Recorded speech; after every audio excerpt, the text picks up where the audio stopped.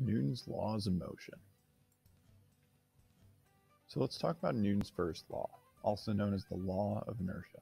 The law of inertia says that objects that are at rest stay at rest, and objects that are in motion stay in motion, unless they're acted upon by an unbalanced force.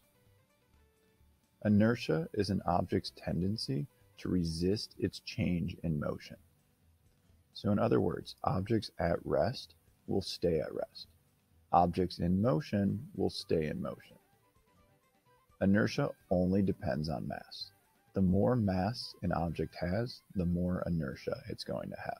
Down here we can see a GIF where we have a guy driving a car. This guy is in motion. He hits a brick wall and he continues to be in motion, doing several front flips over that wall.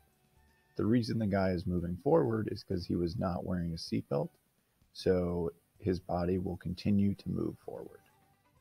Let's talk about objects at equilibrium.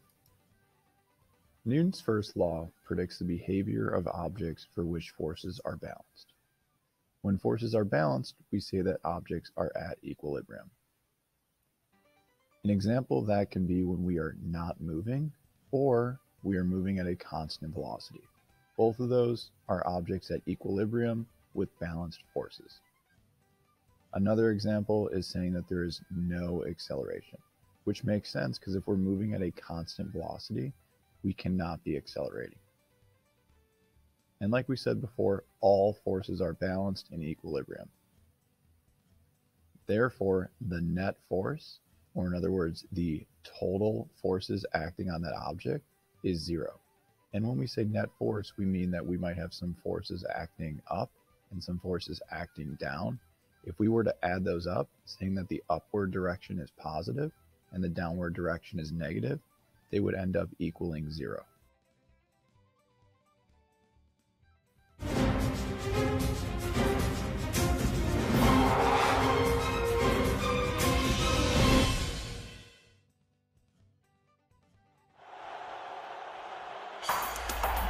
Whether it's a running back breaking through the secondary or a wide receiver on a foot race for the end zone, most defensive players in the NFL have a single goal in mind: to get downfield as far and as fast as possible. We're thinking, wow, I've got to get from A to B within a certain time frame, and I can't let this guy throw me off track. So it's kind of like a chess match at that point in time. It's the battle to see who's the toughest. Defenders, on the other hand, have a different goal: to stand in the way of the offensive player and stop his forward progress. When you're coming in and making that tackle, you've got to come in and you've got to stop him right there on the dime. Who wins this epic battle between the ball carrier and the defender? Newton's first law of motion helps supply some answers. Newton's first law says that if an object is at rest, it requires an unbalanced force to make it not be at rest. Or similarly, if an object is in motion, it tends to stay in motion in a straight line at a constant velocity unless an unbalanced force acts on it. In football, we see unbalanced forces whenever one player exerts a force on another and causes him to change his direction and/or speed. So imagine that a quarterback is just taking a snap from the center, and a lineman gets free from the opposing team that's coming from the other side, and when they collide, you could see an unbalanced force acting on the quarterback, driving him across the field in the direction of the charging lineman. That's about as unbalanced as it gets. In physics, a player's natural resistance to that unbalanced force is something called inertia. On the football field, you can think about inertia as being a running back who's already in motion doesn't want to change the fact that it's already in motion. So it's going to take some external unbalanced force, i.e. a defensive player, to stop that running back. Consider former New Orleans Saints running back Deuce McAllister, who at 6'1", 231 pounds, used his inertia when running to make him hard to tackle. The size of the player is important to the concept of inertia because higher mass means more inertia. But a player's mass is different from his weight. Mass is a measure of how much matter an object has, while weight is a measure of how strongly an object's mass is attracted by gravity. So for example, a body on Earth would have the same mass as that body on the moon, but it would weigh less on the moon because gravity is less on the moon than it is on Earth. NFL players with more mass have more inertia and are harder to move off their path.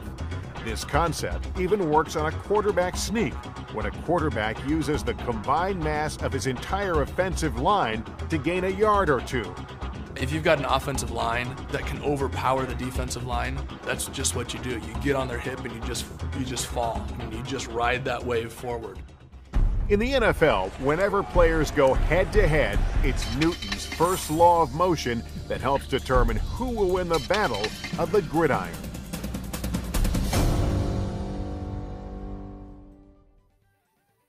Let's talk about Newton's third law of motion now.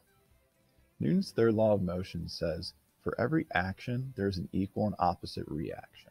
This means that every single action that is occurring, there is another action that is also occurring in the opposite direction.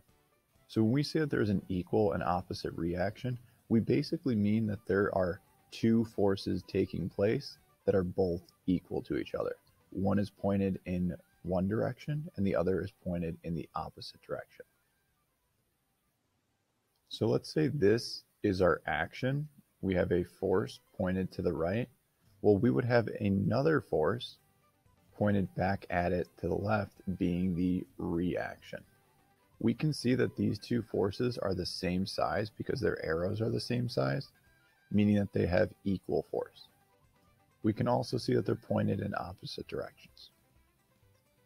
Forces are going to occur in pairs. And like we said before, we would have an action-reaction pair. In this case, our red arrow is our reaction and our green arrow is our action. Let's take a look at an example here, where to the right we have a picture of a bat.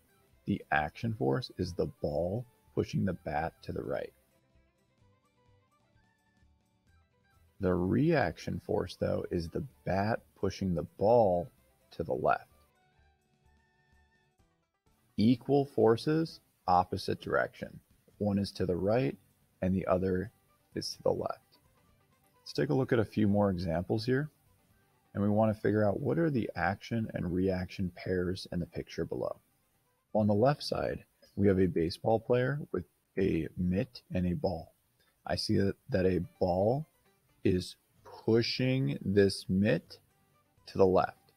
So my action force is going to be ball pushes mitt to the left. My reaction force is just the opposite. The mitt is pushing the ball to the right. Look at our example to the right now. Again, we have a ball pushing a pin to the right. And then we have the pin pushing back on the ball to the left.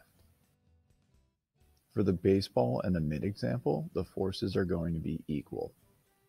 So the force of the baseball is equal to the force of the mitt. And for our bowling ball, the force of the bowling ball is going to be equal to the force of the pin. Again, Newton's third law says equal forces, opposite direction. It doesn't matter what the two examples are, as long as those two objects are in contact with each other, they are both exerting equal forces onto each other. The only difference is that those forces are in opposite directions. Summarizing what we just talked about, inertia is telling us that objects will continue to do whatever it is they're doing.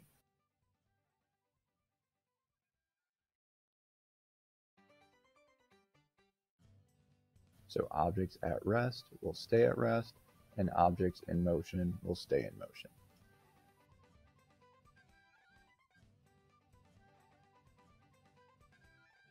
Newton's third law is just telling us that every action has an equal and opposite reaction. Basically, that's just telling us that forces occur in pairs.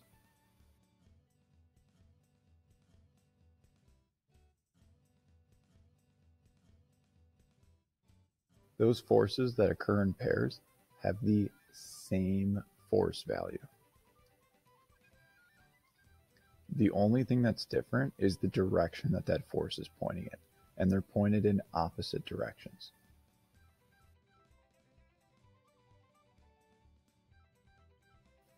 So again, if this is one of my forces, this is my action force.